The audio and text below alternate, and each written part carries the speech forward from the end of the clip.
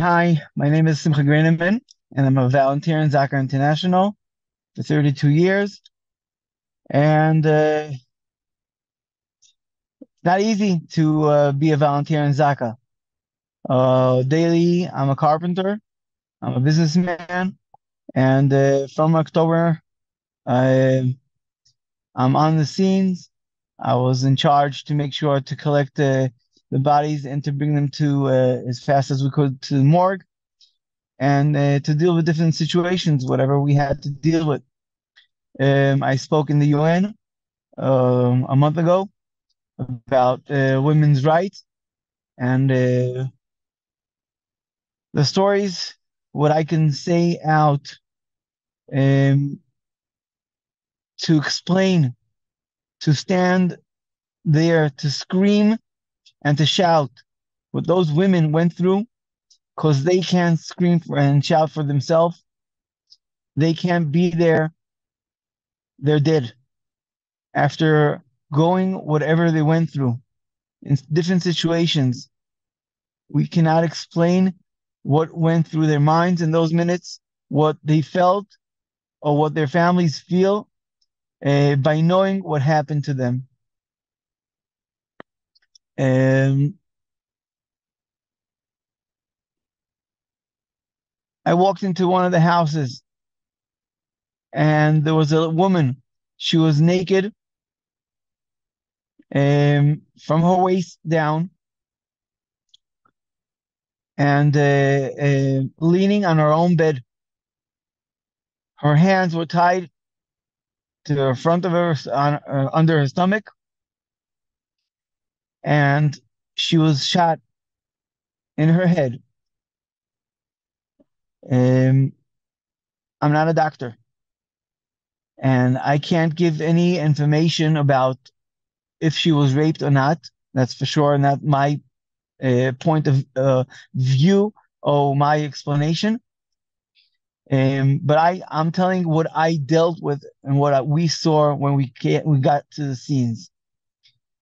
Um, she was bleeding from different places.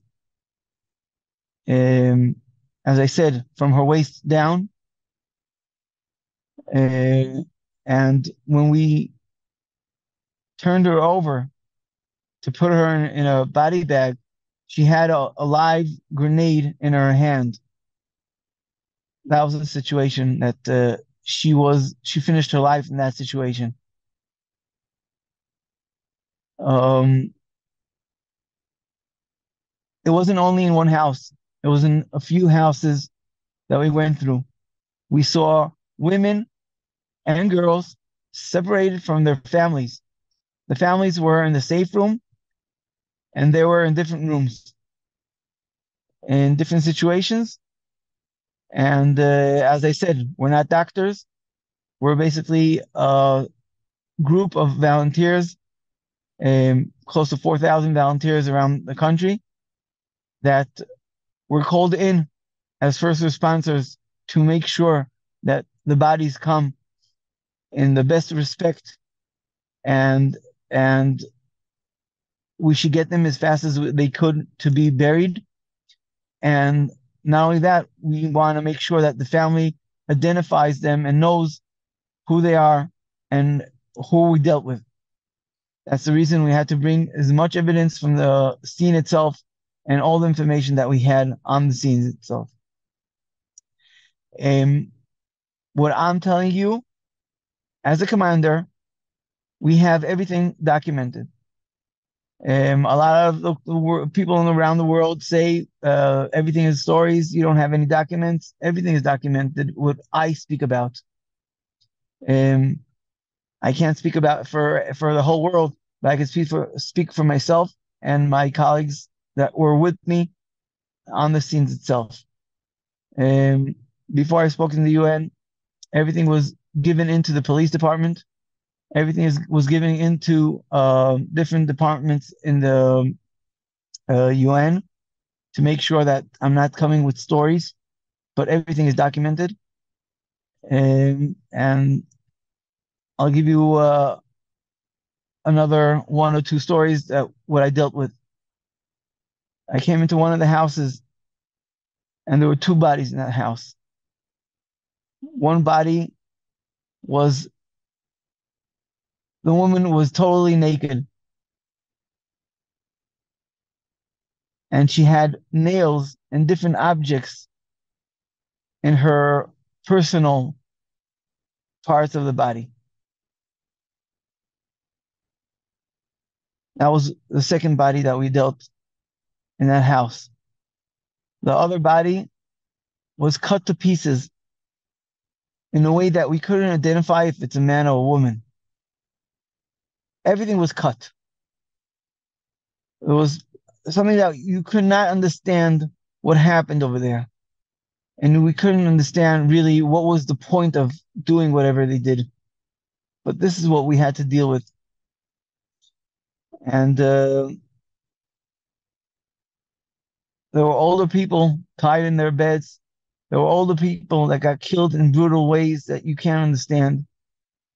All these things, as I'm saying, were documented, and everything is things that we all, as a group, we dealt with with this situation, and it's not easy. It's not easy, and it's hard to understand how people in the world are trying to deny or try to find reasons why yes, why not. That's not our point of view, because ZAKA is a volunteer organization. We deal as volunteers around the world. It doesn't make difference if the people around are Jews or Christians or even Muslims. It doesn't really make difference. In my 32 years, I was in different countries around the world. I 9 months ago, we were in Turkey collecting Muslims, helping over there after the earthquake. A few years ago, we were in Haiti, in Bombay, and Miami a few years ago. We come around the world, doesn't really make difference. We try to help because humanity and everyone, whatever situation it is, God is the one that created men. And it's hard to understand why they did whatever they did or what was the purpose. But at the end of the day, we as volunteers of humanity, that's what we try to do. Bring the people, bring whoever was deceased to burial on the proper way and the respected way. And that's what ZAKA stands for.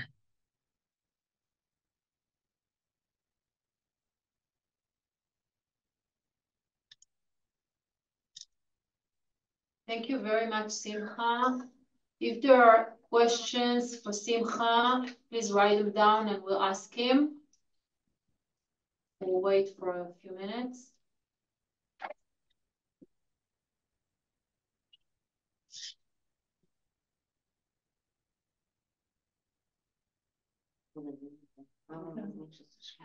There's now a group of people of members. Do you see the question? I'm saying no, I didn't see the question, but I'm saying there's a group of people now in France, and tomorrow, today in France, tomorrow in England and Germany. I'm supposed to be coming also. We're supposed to speak in the parliament and different parties about women's rights and all that, because the world has to understand and know what we're dealing with. If you don't mind asking a question. Yeah, there is a question. First of all, I think that it's very hard after hearing you to ask questions. So, and there are a lot of messages. We thank you for your hard work, for you and for your friends and your team. But there is a question asking, how do you not lose hope in humanity and the future with all that you see? As a believer, that's how we live our life as believers, and believing that if you'll be good to the world, hopefully the world will be better to you. And this is what we're trying to be. Try to be the best. And as Jews, that's what we learn to be uh, good to each other and try to be supporting to each other. Because as one nation, as one strong nation, it's easier to survive. After the Holocaust, we saw what happened to the Jews. People were killed in different ways, and they tried to finish up the Jews. And here we are in our state, in Israel, living not an easy life, but we have our home, we have our state, and so we have to continue trying to continue living. And if you believe that you'll stay nice and kind, you hope that humanity will stay nice and kind to you. Okay, so I have two more questions for you. Two more. The first one is, uh, as first responders of October 7, such as yourself, should be interviewed as giving testimonies regularly. Is it happening enough around the world? And thank you for all you're doing. Yes, I'm giving testimony around the world on basically in different places around the world. As I said, I'm flying into England tomorrow, and then I'm going to be in Germany. I couldn't be in France because my grandson, my daughter had a boy, so I'm having a Pidyon Ben tomorrow, and straight from there I'm flying into to England. And yes, I am going around giving my testimony around the world. Anywhere that I'm asked to come, I come. I come to speak, and I try to speak as much as I could.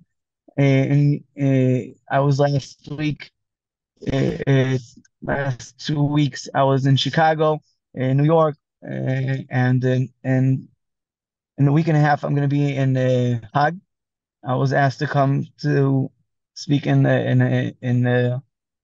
Holland, and in 3 weeks, I'm supposed to be in the White House, um, speaking to two different parties.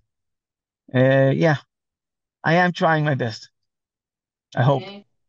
And another important question regarding to you is how has it affected your life and how you deal, you and your ZAKA and the rest of the ZAKA teams dealing with such a situation. It's not easy at all to deal with a situation like this. Um, well, by connecting to a story, when we have, let's say, a different situation. Let's say I have a car accident and a mother and a daughter get killed on a car accident. So I could relate to that because it's sad. And I can say, oh, this and this person died. But we're talking about 1,400 bodies of people. It's hard to connect to each one for sure. But if you connect to one of them, you can continue doing what you're doing. And my role in the first 2.5 weeks was collecting and bringing as fast as we could. The families should be able to start sitting Shiva, and people should know where their children are and their parents and the grandparents.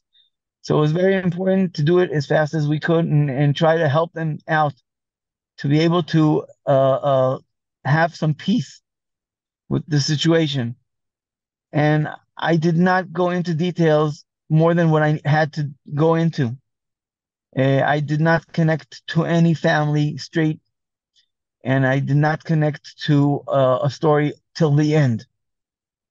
After 2.5 weeks, I was put commander of being in charge and making sure that all the evidence that were in the houses, after we got the permission from the army and the police to clean out the houses and make sure that everything goes to burial as a kvod hamet and kvod hachaim.